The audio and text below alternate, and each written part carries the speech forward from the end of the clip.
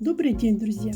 Добро пожаловать на мой канал Фитошоу. И сегодня мы поговорим о ландыше, таком прекрасном цветке с нежными белыми колокольчиками и великолепным ароматом. Ландыш расцветает весной в лесах, садах и полях. Это миниатюрный, но впечатляющий цветок. Эти прекрасные цветы достаточно редки и занесены в Красную книгу как вид растений. Все мы любим этот цветок за его хрупкость и простую красоту. Но ландыш еще и признанное лекарственное растение, которое обладает огромным количеством полезных свойств. Давайте же попробуем разобраться, чем же так полезен этот ароматный цветок. Ландыш является растением, которое известно людям своим нежным цветением. Этот цветок не зря называется майский. Начало цветения приходится именно на этот месяц. Продолжительность цветения составляет 2-3 недели. Плодами ландыша является яркая красная ягода.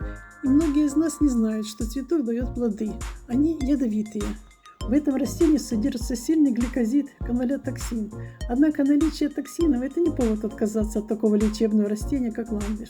Ведь лекарства делают даже из дурмана и красавки. В состав травы ландыша входят флавоноиды, алкалоиды, сердечные гликозиды, стероидные сапонины, кумарины, органические кислоты, крахмал, эфирное масло.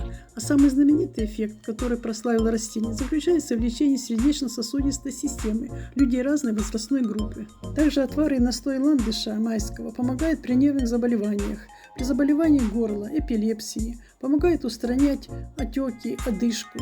Применяется также при водянке, для укрепления нервной системы. Очень эффектное мочегонное средство. Также помогает при лечении патологии щитовидной железы, при лихорадке и некоторых заболеваниях глаз.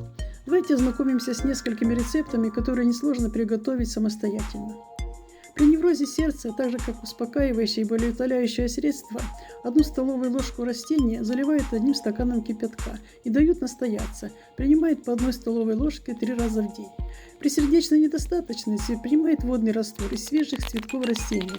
Вот рецепт его приготовления. 10 цветков заливают 1 стаканом кипятка и дают настояться в течение часа. Принимает настойку внутрь небольшими глотками на протяжении всего дня.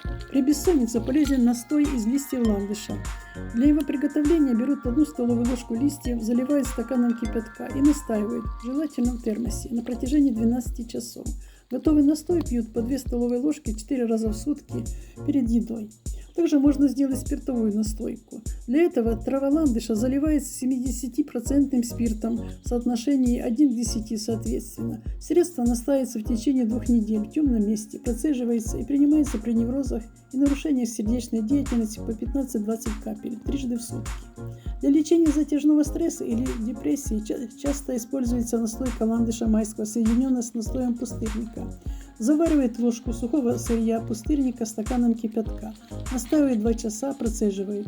В эту порцию настоя вливает 20 капель настойки из ландыша. Делит средство на 5 частей и выпивает 5 приемов в сутки.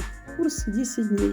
Перед началом лечения следует получше узнать не только о лечебных и лекарственных свойствах ландыша майского, но и учесть все возможные противопоказания. Как уже говорилось, ландыш очень ядовит, поэтому применение препаратов необходимо проводить только при консультации с лечащим врачом. Не рекомендуется употреблять лекарственные средства, изготовленные на основе ароматного растения людям, страдающим проблемами с почками и печенью, а также при ярко выраженных эндокардитах. Также нельзя применять ландыш при миокардии, при изменениях в сосудах и ярко выраженных проблемах в сердечно-сосудистой сфере. Не стоит долго вдыхать запах ландыша, так как это может привести к ухудшению самочувствия. При правильном использовании этого ядовитого цветка он способен дать нашему организму неоценимую пользу. На этом у меня все. Спасибо за просмотр. Будьте здоровы. Всем хорошего самочувствия. Друзья, подписывайтесь на канал, ставьте лайки и пишите свои комментарии. До новых встреч!